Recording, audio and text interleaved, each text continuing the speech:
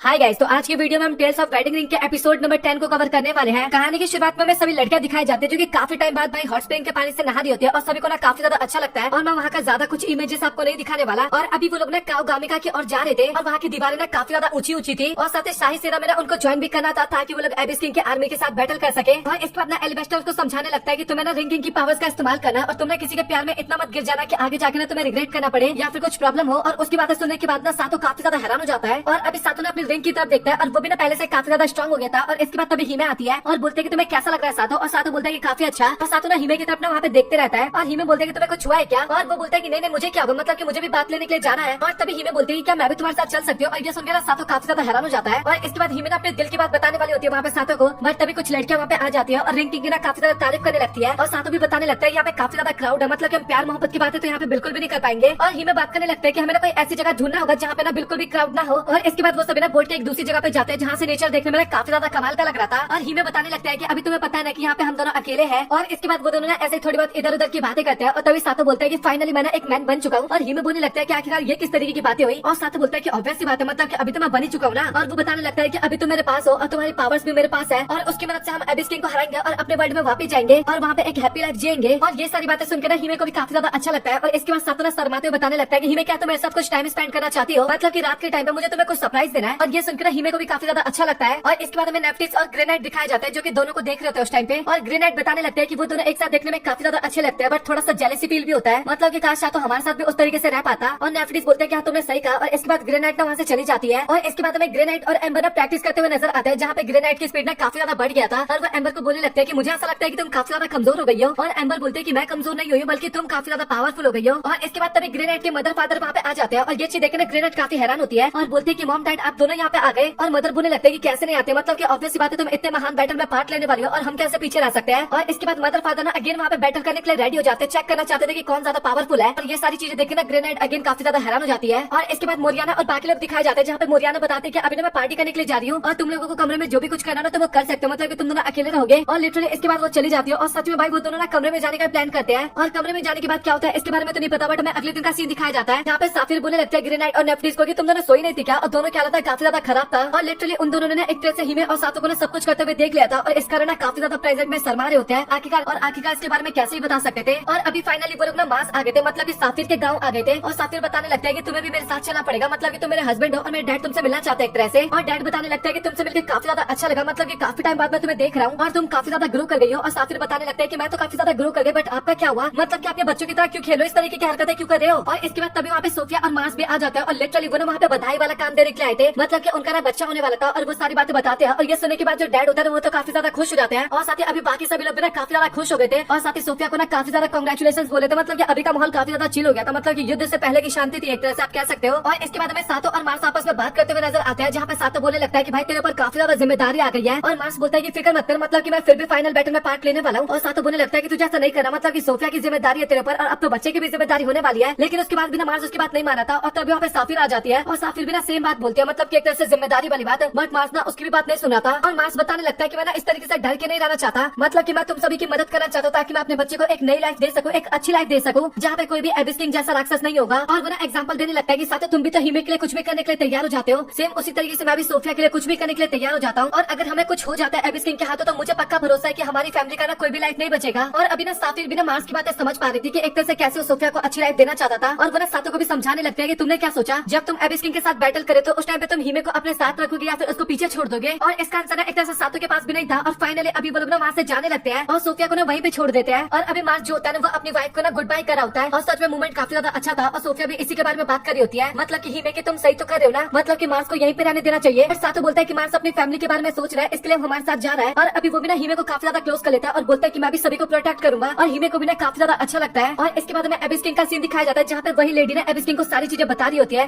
कि सातो को एक तरह से मतलब कि रिंग किंग को एक तरह से लाइट मैजिक का पावर मिल चुका है और अभी वो ग्रेट वैली ऑफ माउंटेन की तरफ जा रहे हैं। और इसके बाद अभी वो सभी ना स्लेटर के पास जाते हैं और वो सभी ना प्लानिंग कर रहे थे कुल मिला के बात की जाए तो, मतलब कि डायरेक्ट अटैक करना ये काफी ज्यादा खतरनाक हो सकता है। और जो एल्बेस्टर होता है वो एक केव के बारे में बात करने लगता है कि हम वहाँ से भी तो जा सकते हैं ना। और स्लेटर बताने लगता है कि वो ना एकदम भूल भुलैया और कोई महान वॉरियर बिना उसके अंदर से बाहर नहीं निकल सकता जल्दी से, बट मुझे ऐसा लगता है कि तुम ये कर सकते हो, मतलब कि तुम्हारे अंदर अभी इतनी एबिलिटी हो चुकी है और मैं प्रे करूंगा तुम्हारे लिए। और ये सुनकर ना सातो को काफी अच्छा लगता है और वो सभी ना अभी वहाँ से जाने लगते हैं। और इसके बाद स्लेटर जो होता है ना मार्स से भी पूछता है कि भाई तू शॉर्ट है ना, मतलब कि तुझे करना है ना। और मार्स बोलता है कि हाँ भाई मैंने एक बार डिसीजन डिसीजन ले लिया और अभी मुझे करना होगा और साथ ही मुझे सबको दिखाना भी है कि मैं कर सकता हूँ एक तरह से। और उसके भाई को भी ना अभी काफी ज्यादा अच्छा लगता है और बोलता है कि मेरे को तेरे पर भरोसा है। और अभी रात के टाइम पे ना वो सभी लोग डिनर कर रहे थे और डिनर देखने में तो काफी ज्यादा कमाल का लग रहा था। और डिनर के साथ में वो थोड़ी बहुत इधर उधर की बातें भी करता है, मतलब की मजाक मस्ती। और एल्वेस्टर तो भाई इसका में सबसे आगे रहता है, आपको काफी अच्छे तरीके से पता है। और इसके बाद में सुबह का सीन दिखाया जाता है जहाँ पे सातों के पलटन जो होती है ना वो वहाँ से चली जाती है और स्लेडर जो होता है वो अपने सोल्जर्स को ना अभी काफी ज्यादा मोटिवेट कर रहा था। और अभी फाइनली वो लोग उस सुरंग के पास पहुंच गए थे जो कि एक तरह से भूल भुलैया था। और एल्वेस्टर भी बताने लगता है कि मुझे ऐसा लगता है कि हम लोग कर सकते हैं, मतलब कि सेफली यहाँ से बाहर निकल सकते हैं। और सातों ने एम्बर को बोलने लगता है कि मुझे ऐसा लगता है कि तुम्हें यहाँ पे हमें लीड करना चाहिए। और एम्बर ना कुछ नहीं बोलते और कुछ टाइम बाद बोलते हैं कि अच्छा ठीक है। और अभी एल्वेस्टर भी ना काफी ज्यादा एक्साइटेड हो गया था और बोल रहा होता है कि जल्दी से हमें आगे बढ़ना चाहिए। और इसके बाद वो लोग ना अंदर जाने लगते हैं और एल्वेस्टर सोच रहा होता है कि मुझे ऐसा लगता है कि शायद गलत रास्ता है। और सातों भी एम्बर को बोलने लगता है कि तुम्हें पक्का भरोसा था ना कि हम सही जा रहे हैं। और एम्बर भी बताने लगता है कि मेरी मेमोरी एकदम शार्प है, मतलब कि मैं कभी भी गलत नहीं हो सकती हूँ, मतलब कि मैं कभी भी गलत नहीं हो सकती हूँ, मतलब कि मैं एकदम सही बताती हूँ, मैं कभी गलत नहीं हो सकती हूँ। इस तरीके से बोलने लगते हैं वहाँ पे। और सातों भी काफी ज्यादा हैरान हो जाता है और तभी अचानक से एम्बर ना भागने लगती है और सातों उसको रोकने के लिए बोलता है, लेकिन उसके बाद भी एम्बर उसकी बात नहीं मानती। और वो बता रही होती है कि मेरी मेमोरी मुझे इस तरफ जाने के लिए बोल रही है और मैं कभी गलत नहीं हो सकती हूँ। और इसके बाद वो आगे जाती है और अभी वो सभी लोग ना एक काफी वेयर सी जगह पे पहुंच गए थे, एक टाउन जैसा कुछ था, मतलब कि अब क्या था ये तो आगे जाके पता लगेगा। और सातों बताने लगता है कि शिखर के ऊपर जो खड्डा है ना ये देखने में उनसे काफी ज्यादा डिफरेंट से है। और मोरियाना भी बोलती है कि मुझे यहाँ से कहीं रास्ता तो देखने को नहीं मिल रहा और मुझे ये जगह भी काफी ज्यादा खतरनाक सा लग रहा है। और इसके बाद सातों ना अगेन एम्बर से क्वेश्चन करने लगता है कि आखिरकार तुम हमें यहाँ पे क्यों लेके आई हो। और एम्बर बताने लगता है कि मुझे नहीं पता कि आखिरकार मैं तुम्हें यहाँ पे क्यों लेके आई हूँ, बट मुझे अचानक से मेमोरीज कुछ याद आने लगी और वो मेमोरीज मुझे इधर आने के लिए कह रही थी। और इसके बाद वो सभी ना आगे बढ़ने लगता है, मतलब कि एक पतली सी गली जैसा होता है उसके अंदर से जाने लगता है और तब एक काफी बड़ा सा दरवाजा दिखता है उन्हें। और वो लोग सोच रहे थे कि आखिरकार ये कौन सी जगह है। और नेटफ्लिक्स भी बता रही होता है कि यहाँ की लैंग्वेज ना मैं बिल्कुल भी नहीं पढ़ पा रही। और इसके बाद तभी एम्बर जो होती है वो एक जगह पे ना अपने आप को स्कैन करती है और स्कैन करने के बाद ना वहाँ के बारे में काफी ज्यादा चीजें बताने लगते हैं, मतलब काफी ज्यादा चीजें बताती है। और फिर एम्बर बताने लगता है कि वैसे देखा जाए तो ये हमारा महल था, मतलब कि हमारा घर था, बट अब ये बोनो का कब्रिस्तान बन के रह चुका है। बोने मतलब डॉर्फ की बात कर रहा हूँ मैं। और वो बताने लगता है कि जो भी डॉर्फ यहाँ पे बच गए थे ना उन सभी को ना एबिस किंग ने श्राप दे दिया था और वो कर्स काफी ज्यादा पावरफुल था। और डॉर्फ के अंदर जीने की हल्की सी भी इच्छा कम हो जाए ना तो उसके बाद वो सभी ना एक तरह से एबिस किंग के अंदर समा जाएंगे, मतलब कि मर जाएंगे एक तरह से, कुल मिला के एकदम इरेज हो जाएंगे वो इस दुनिया से ही। और अभी ना फाइनली उन सभी को पता चल गया कि डॉर्फ के आखिरकार बिल्कुल भी कोई निशानी क्यों नहीं बचा इस जगह पे। और वो लोग बात करने लगते हैं क्या रिंग किंग ने बिल्कुल भी मदद नहीं किया। और एम्बर भी बताने लगता है कि एबिस किंग से हारने के बाद ना एक तरह से रिंग किंग बिना गायब हो गया। और एक तरह से उसकी बातें सुनने के बाद ना वहाँ पे सभी लोग काफी ज्यादा डर जाते हैं, मतलब कि डॉर्फ के साथ कुल मिला के काफी ज्यादा गलत हुआ, वो सभी ये सोच रहे थे। और इसके बाद फाइनली एम्बर जो होते हैं वो दरवाजे को ओपन करती है और वो सभी ना अंदर जाते हैं, सभी लोग अंदर जाते हैं। और अंदर जाने के बाद ना एम्बर एक स्टैचू के पास जाती है और वो स्टैचू ना एम्बर को बोलते हैं कि तुम्हारा स्वागत है एम्बर यहाँ पे। और सभी लोग बात कर रहे थे कि एम्बर तुम्हें कुछ हुआ है क्या। और एम्बर बिना स्टैचू की तरफ देखते हुए बोलने लगते हैं कि क्या आप मुझे एम्बर कह रही हो। और वो स्टैचू बोलते हैं कि हाँ तुमने सही कहा और मुझे डॉर्फ की इच्छा व्यक्त करने के लिए बनाया गया था और मैं यहाँ पे इतने टाइम से तुम्हारा वेट कर रही थी। और वो बताने लगता है कि एम्बर तुम्हारा जन्म यहीं पे हुआ था। और एम्बर भी बोलने लगता है कि मुझे भी ना आपसे कुछ पूछना है। और एम्बर ने वहाँ पे सवाल जवाब करने लगते हैं कि क्या सभी बोने जानबूझ के मारे गए और मुझे उन्होंने क्रिएट किया ताकि मैं रिंग किंग के पास पहुंच सकूं या फिर रिंग किंग को इसके बारे में पता चल सके। और वो स्टैचू भी बताने लगते हैं कि मैक्सिमम डॉर्फ ना आक्रोश के शिकार हो गए एक तरह से और जो कुछ भी डॉर्फ बच गए थे ना वो निराश बिल्कुल भी नहीं हुए। और इसके बाद उन्होंने तुम्हें क्रिएट किया फ्यूचर के लिए। वो आगे की फाइट को लेकर ज्यादा कुछ तो नहीं कर पाए बट उन्होंने तुम्हें क्रिएट किया ताकि रिंग किंग की पावर एक तरह से पूरी तरीके से एक्टिवेट हो पाए। और कुल मिला के उन्होंने अपना ब्लड लाइन तुम्हें सौंप दिया और तुम ना उनकी आखिरी उम्मीद थे। और सच बता तो तुम ना हमारी आशा की किरणें हो। और वो बताने लगता है कि तुम्हारे पास एक मजबूत दिल और इच्छा शक्ति है जिसका इस्तेमाल एबिस किंग बिल्कुल भी नहीं कर सकता। और तुम्हें अपने और रिंग किंग के साथ एक प्योर अच्छा सा बॉन्ड बनाना होगा और हम ना उस टाइम का वेट करेंगे। और इसके बाद वो एक चाबी टाइप कुछ देती है, चाबी तो नहीं होता बट वो की बोलती है इसको। और जब आपको इसकी जरूरत होगी ना तो ये आपको काफी ज्यादा एनर्जी प्रदान करेगा। और वो बताते हैं कि मुझे एक बात और तुम्हें बताना था, मतलब कि ऐसा लगता है कि इस दुनिया से सभी बोने चले गए बट ऐसा नहीं है, मतलब कि कुछ डॉर्फ इस दुनिया में जिंदा है। और अंतिम बचे हुए डॉर्फ ने ना एक तरह से टेलीपोर्टेशन मैजिक का इस्तेमाल किया, यंत्र का इस्तेमाल किया और हम सभी ने ना तुम्हें एक और दुनिया में जाने के लिए ना स्थापित किया है, मतलब कि तुम दूसरी दुनिया में भी जा सकती हो। और मैं चाहती हूँ कि तुम एक नई दुनिया ढूंढो एबिस किंग से काफी दूर। और इसके बाद वो ना दरवाजे को ओपन कर देती है और बताने लगता है कि मैं होप करती हूँ कि रिंग किंग ना इस दुनिया को बचा ले, मतलब कि हमें तुमसे काफी ज्यादा उम्मीद है। और साथों भी बोलता है कि मदद करने के लिए आपका बहुत बहुत शुक्रिया। और इसके बाद तभी एम्बर बोलते हैं कि मुझे आपसे एक बात और पूछना है, वैसे आप हो कौन। और वो बताते हैं कि मैं ना आखिरी डॉर्फ प्रिंसेस हूँ, मतलब कि कुल मिला के अभी डॉर्फ जिंदा होते ना तो शायद ये सातों की वाइफ होती है जो मतलब की स्टैचू है। और इसके बाद वो सभी ना एलिवेटर में आ जाते हैं और सातों सबसे पहले तो वहाँ पे एलिवेटर को देख के काफी ज्यादा हैरान हो जाता है कि भाई इस दुनिया में ये सारी चीजें भी है क्या। और एम्बर बताने लगता है कि मुझे एक तरह से रिंग किंग के लिए बनाया गया है और मैं उनके लिए कुछ भी कर सकती हूँ, उनकी ताकत बढ़ाने के लिए। और कुछ भी हो मैं इस बार एबिस किंग को डिस्ट्रॉय करके रहूंगी। और इसके बाद वो सभी ना एकदम टॉप पे पहुंच जाते हैं और एल्वेस्टर बताने लगता है कि ये तो इदानो खान खंडर है, मतलब कि यहीं पे लास्ट टाइम हमें फाइट देखने को मिला था। और साथों बोलता है कि अभी हम सभी को रेडी हो जाना चाहिए।